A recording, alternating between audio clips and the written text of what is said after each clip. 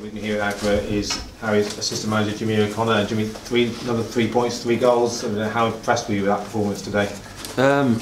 Yeah, delighted. I think we talk about standards a lot in our time here, me and Russ at the club. Standards from the players on and off the pitch, and I think that showed for us who have seen it over the last couple of days, the standards of how highly these lads look after themselves.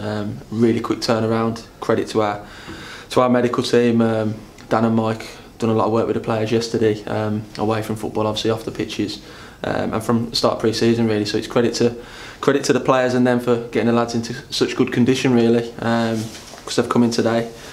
It's always tough after the back of the 90 minutes, only 36, 48 hours before, and to put on a show like that, especially in the first half where I thought our energy and our intensity was first rate, is massive credit to them. You mentioned the first half. I mean, you had the one goal that came from Amari, but did you think how we only 1-0 up at that stage because you dominated the first half? Yeah, and it can affect you at times when you come in as a player and you're only 1 goal up. It's a very dangerous scoreline, but we were knocking on the door constantly, and if you keep doing that in the long run, you do wear teams down. To be fair to them, they defended their boxes as well as they could and threw their bodies on the line. So massive credit to the Chester defenders. And yeah, obviously still being 1-0, sometimes you have to take the 1-0, keep doing the right things. Obviously the second goal is a fantastic strike, and it sets us up for more of a comfortable last 15-20 minutes than what we would have had. Well, I was going to come to the second goal from Mark Carrington. Just seemed to put his laces to it, hit the top corner. What was it? How did you see it from where you were?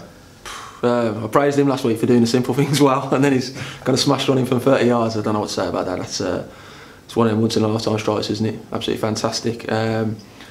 All shouting him at one point to keep recycling the play and keep it moving, but nah, great strike. It's a great reward for Cara, who I've already said in the past has been fantastic since he's come to the club. How important was the goal in the context of the game for settling the nerves and then being able to see it through to the end?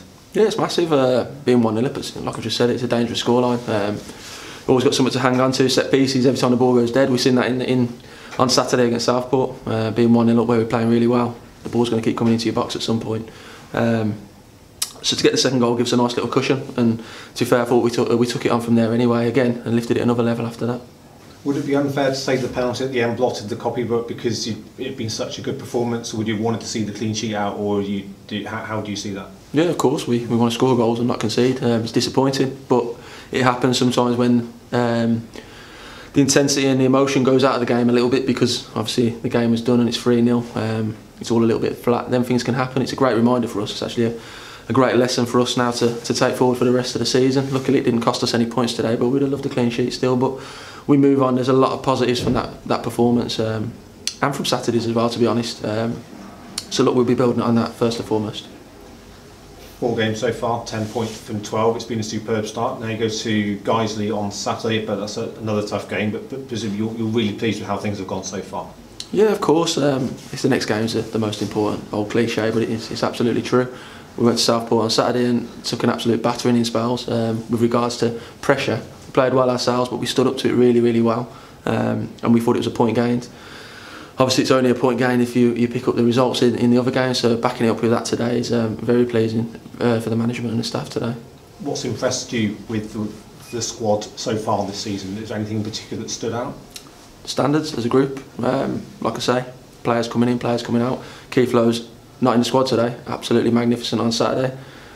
Experienced, set standards day in, day out. Like I've said, we've got a good group of more experienced players who do that. The younger players are picking it up, they're learning that that's what it takes to stay in the game for 15, 20 years. And as a group, they're all buying into it, and that's the most pleasing thing for me.